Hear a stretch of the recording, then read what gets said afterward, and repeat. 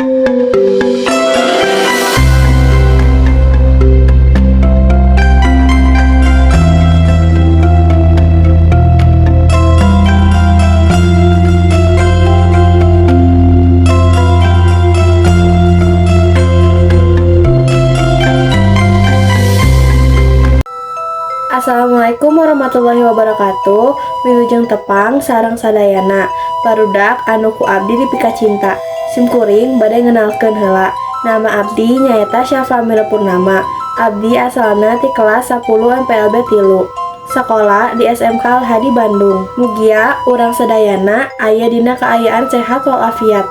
Dinten ieu abdi bade ngadongeng kanggo barudak sadayana. Dongeng teh henteu saukur carita wungkul, tapi di jerona aya piwuruk, aya palajaran, serta aya contoh anu tiasa urang candak pikeun kahirupan sapopoe. Kitu saurna dongeng teh cerminan budaya urang sorangan. Kukituna sumangga urang sami-sami ngadengekeun kalayan sae, ngabayangkeun sareng nyandak hikmahna. Dina waktos ieu simkuring bade nyarita dongeng anu asalna ti Tatar Sunda. Dongeng ieu judulna Si Kabayan sareng Pare Anyar. Hayu urang sami-sami ngadengekeun. Baheula di hiji lembur aya saurang lalaki nu namina Si Kabayan. Anjeunna kasohor ku kalakuanana anu sok akal, kadang lucu tapi rada males. Dinten eta indungna ngedika, "Kabayan, ayeuna simkuring kagungan pare anyar. Mangga geura ka sawah, potong saeutik, teras bawa ka bumi.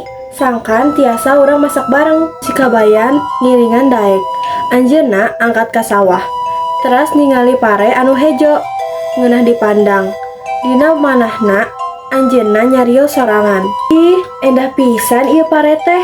Upami ayeuna dipotong, tangtos moal tiasa katingali. Kageulisan sapertos kieu deui." Kukituna Kabayan henteu ngalapare. Anjeunna ngan calik lalojo pare bari ngalamun.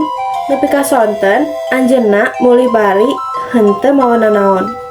Indungna nanyakeun, "Kabayan, parena mana? Kunaon teu dicandak?" Kabayan ngawaleur, "Indung, pare teh endah pisan nalika keneh aya di sawah. Upami parantos dipotong mah janten biasa wungkul. Kurang teh teu tega indung." Indungna mesem bari ngagelengkeun sirah.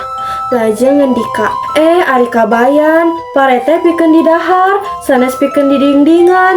Upami henteu dipotong mah urang moal gaduh beas, moal tiasa dahar."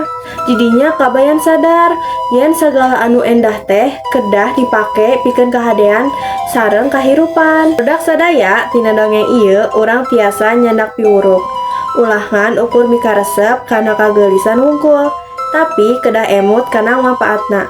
Pare teh memang endah, nanging langkung penting nemanawi tiasa didahar pikeun ngeusian beuteung. Eta dongeng Si Kabayan sareng Pare Anyar. Mugia aya manfaatna kanggo urang sadaya.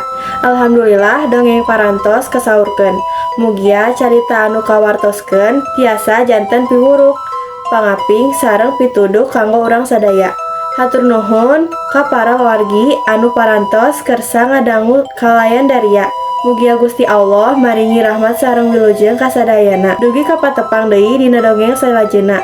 Wassalamualaikum warahmatullahi wabarakatuh.